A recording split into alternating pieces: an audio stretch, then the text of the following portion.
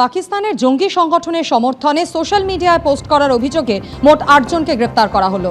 তামিলনাড়ু থেকে 6 জনকে গ্রেফতার করেছে দিল্লি পুলিশ এবং পশ্চিমবঙ্গ থেকে 2 জনকে গ্রেফতার করা হয়েছে। তামিলনাড়ু থেকে যারা গ্রেফতার হয়েছেন তারা জাল আধার কার্ড ব্যবহার করেছিলেন। আইএসআই এবং বাংলাদেশি জঙ্গি সংগঠনের সহায়তায় বড় কোনো সন্ত্রাসী কার্যকলাপের পরিকল্পনা ছিল। পুলিশি অভিযানে 8টি মোবাইল ফোন এবং 16টি সিম কার্ড উদ্ধার হয়েছে। মমতা বন্দ্যোপাধ্যায়ের সঙ্গে এক মঞ্চে অনন্ত মহারাজ। রাজ্য সরকারের তরফে বঙ্গবিভূষণ সম্মান দেওয়া হলো বিজেপির রাজ্যসভার সাংসদকে। অমর 21-এর সরকারি অনুষ্ঠান থেকে বঞ্চনার অভিযোগে সরব হলেন বিজেপির সাংসদ। তাহলে কি ভোটের আগে কোচবিহারে নতুন কোনো রাজনৈতিক সমীকরণ দেখা দিতে পারে? জল্পনা তুঙ্গে। বৃহস্পতিবার তৃণমূলে যোগ দিয়েছেন কার্শিয়াংয়ের বিজেপি বিধায়ক বিষ্ণুপ্রসাদ শর্মা। আর শনিবার মমতা বন্দ্যোপাধ্যায়ের সঙ্গে এক মঞ্চে দেখা গেল বিজেপি রাজ্যসভার সাংসদ নগেন্দ্র রায় ওরফে অনন্ত মহারাজকে, যা ফের উস্কে দিল জল্পনা। ভোটের আগে অস্বস্তিতে পদ্মশিবির। রাজ্য সরকারের তরফে এদিন বঙ্গবিভূষণ সম্মান দেওয়া হলো বিজেপির রাজ্যসভার সাংসদকে। শনিবার 21শে ফেব্রুয়ারি আন্তর্জাতিক মাতৃভাষা দিবস। সেই উপলক্ষে এদিন দেশপ্রিয় পার্কে ছিল অমর 21-এর সরকারি অনুষ্ঠান। মুখ্যমন্ত্রী মমতা বন্দ্যোপাধ্যায় আসার আগেই শনিবার দেশপ্রিয় পার্কে চলে আসেন বিজেপি সাংসদ অনন্ত মহারাজ। মুখ্যমন্ত্রী আসার পর অরূপ বিশ্বাসের সঙ্গে মমতা বন্দ্যোপাধ্যায়ের কাছে যান তিনি। দুজনে শহীদ বেদিতে মাল্যদান করেন। মঞ্চে মমতা বন্দ্যোপাধ্যায়ের ঠিক ডান পাশেই বসেছিলেন বিজেপি সাংসদ। বঙ্গবিভূষণ প্রাপকদের তালিকায় প্রথম নামটিই ছিল তার। বিধানসভা ভোটের মুখে রাজ্য সরকারের অনুষ্ঠানে বিজেপি সাংসদ অনন্ত মহারাজের উপস্থিতিতে রাজনীতির অলিন্দে নতুন চর্চা তৈরি করল। আর এসবের মধ্যেই তার মুখে শোনা গেছে ইঙ্গিতপূর্ণ মন্তব্য। আমরা আজ পর্যন্ত লাঞ্ছনা বঞ্চনা তিরস্কার শিকার হয়েছি, সবকিছু হারিয়েছি। বঞ্চনা মানে বঞ্চনার সীমা নেই। অনন্ত মহারাজ আমার সহকর্মী, আমার সতীর্থ। আমরা একই সঙ্গে রাজ্যসভায় পাশাপাশি বসে, তা আমার সতীর্থ যদি সম্মানিত হন, তিনি যদি কোনো পুরস্কার পান, এর থেকে বড় আনন্দের খবর আর আমার কাছে কিছু হতে পারে না। কোচবিহারে অত্যন্ত গুরুত্বপূর্ণ ফ্যাক্টর রাজবংশী ভোট। এই জেলায় প্রায় 34% রাজবংশী ভোটার। পর্যবেক্ষকদের একাংশের মতে রাজবংশী ভোটারদের মধ্যে অনন্ত মহারাজের প্রভাব রয়েছে। সেই জন্যই তাকে রাজ্যসভার সাংসদ করেছিল বিজেপি। আর এহেন অনন্ত মহারাজই শনিবার রাজ্য সরকারের অনুষ্ঠান মঞ্চ থেকে বঞ্চনার অভিযোগে সরব হলেন। এটা আমার অন্তরে ব্যথা, সবকিছু হারিয়েছি।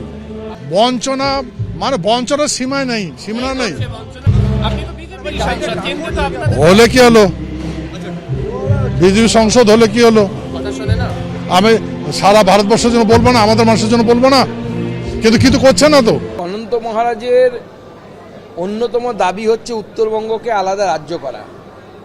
আমার প্রশ্ন হচ্ছে, তৃণমূল কংগ্রেস আজকে তাকে যে কি একটা পুরস্কার দিল, বঙ্গবিভূষণ দিলেন, তো বঙ্গবিভূষণ দিয়ে কি তৃণমূল কংগ্রেস বাংলা বিভাজনকে কি অ্যাকসেপ্ট করে নিলেন? সেই প্রশ্নটা সবার আগে। এই প্রথম নয়, এর আগেও বারবার বিজেপির অস্বস্তি বাড়িয়েছেন অনন্ত মহারাজ। অনন্ত মহারাজ আজকে এসে তিনি তার রাজবংশী ভাষায় বক্তৃতা দিয়েছেন এবং কবিতা বলেছেন। এ অতি একটা সুমধুর সম্মিলিত প্রচেষ্টা। এরপরে রাজনৈতিকভাবে উনি কি করবেন সেটা সামনের দিনেই বোঝা যাবে। 2022-এর ফেব্রুয়ারিতে চিলা রায়ের 512তম জন্মদিবস উপলক্ষে এক মঞ্চে দেখা গেছিল মমতা বন্দ্যোপাধ্যায় ও অনন্ত মহারাজকে।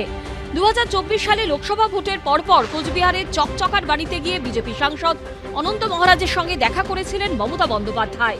মুখ্যমন্ত্রী মমতা বন্দ্যোপাধ্যায়ের সঙ্গে সাক্ষাতে 9 দিনের মাথায় দিল্লিতে অমিত শাহের সঙ্গে বৈঠকে বসেন কোচবিহারের বিজেপি সাংসদ অনন্ত মহারাজ।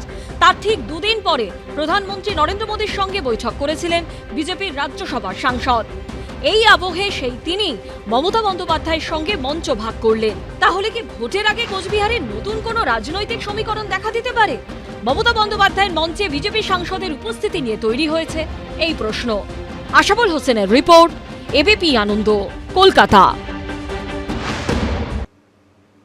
নিয়োগ দুর্নীতির মারাত্মক অভিযোগে 3 বছর জেল খেটেছেন।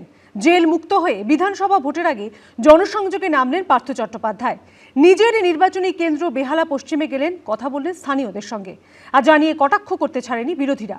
কিন্তু প্রশ্ন হলো, ভোটে তৃণমূল কি টিকিট দেবে পার্থ চট্টোপাধ্যায়কে? আজকে বেহালার মানুষের কাছে কি বার্তা দিতে যাচ্ছেন? আমি তোমাদেরই লোক, একেবারেই নির্লজ্জ।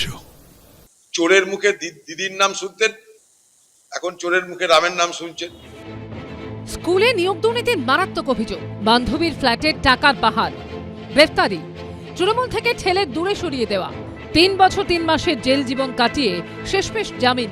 আর এবার বিধানসভা ভোটের ঠিক আগে নিজের নির্বাচনী কেন্দ্র বেহালা পশ্চিমে জনসংযোগে নামলেন পার্থ চট্টোপাধ্যায়। খেলেন চা, কথা বললেন স্থানীয় বাসিন্দাদের সঙ্গে।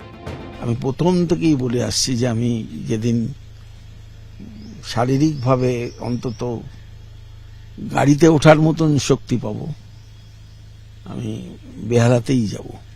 আমি প্রতিশ্রুতি রাখতে পেরে তৃপ্ত, এইটুকু বলতে পারি।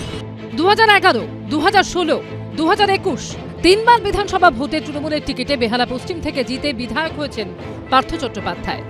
তৃণমূল সরকারের শিল্পমন্ত্রী, শিক্ষামন্ত্রী, পরিষদীয় মন্ত্রী, তথ্য প্রযুক্তি মন্ত্রী, তৃণমূল মহাসচিবের দায়িত্ব সামলেছেন তিনি। একসময় কার্যত তৃণমূলের নম্বর 2 ছিলেন, কিন্তু 2022-এ নিয়োগ দুর্নীতির মারাত্মক অভিযোগ ওঠার পরই দল তাকে সরিয়ে দেয়।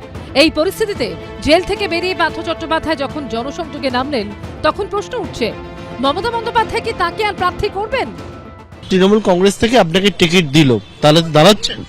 সম্পূর্ণ আমার সিদ্ধান্তের উপরে নির্ভর করে।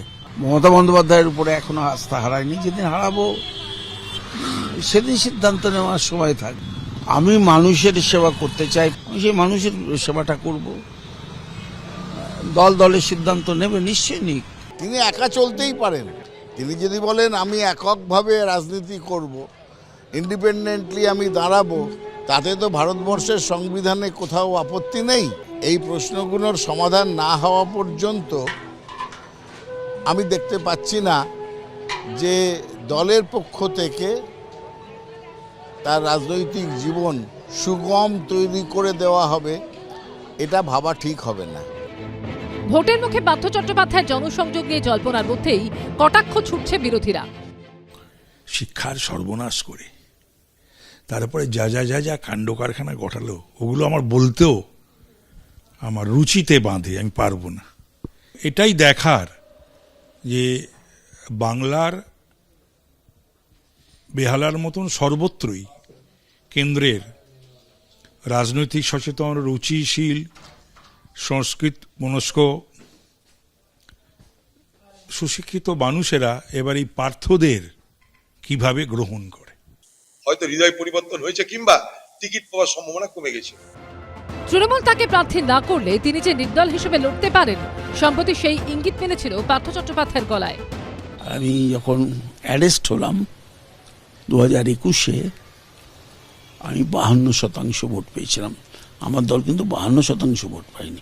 যাকে যাকে লোক আসছে,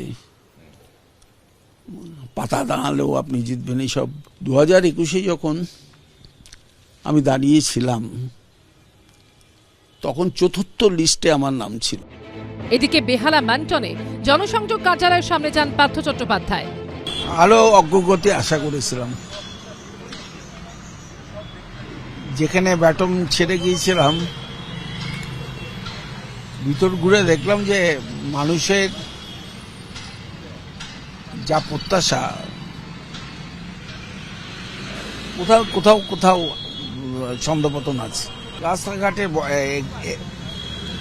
ভিতরে এত বাম্পার কেন, আমি তার মানে বুঝলাম না। আমার নয়, বাম্পার দিয়ে আটকাবার চেষ্টা হতে পারে। পার্থ চট্টোপাধ্যায় যেহেতু মানুষের ভোটে নির্বাচিত, তাই যতদিন পর্যন্ত না এই বিধানসভার টার্ম ওভার হচ্ছে, ততদিন পর্যন্ত তিনি অফিসিয়াল বিধায়ক হিসেবে তিনি তার কার্যালয়ে যেতেই পারেন। সেই গণতান্ত্রিক অধিকার তার রয়েছে, মত প্রকাশের স্বাধীনতা তার রয়েছে। দল সিদ্ধান্ত নেবেন মমতা বন্দ্যোপাধ্যায় এবং অভিষেক বন্দ্যোপাধ্যায়। আসন্ন বিধানসভা ভোটে কি তৃণমূল প্রার্থী করবে পার্থ চট্টোপাধ্যায়কে, নাকি নির্দল হিসেবে দাঁড়াতে পারেন তিনি? উত্তর ভবিষ্যতের গর্ভে। পার্থপ্রতিম ঘোষ, শিবাশিস মৌলিক ও ভাস্কর ঘোষের রিপোর্ট, এবিপি আনন্দ। এবিপি আনন্দ, এগিয়ে থাকে, এগিয়ে রাখে।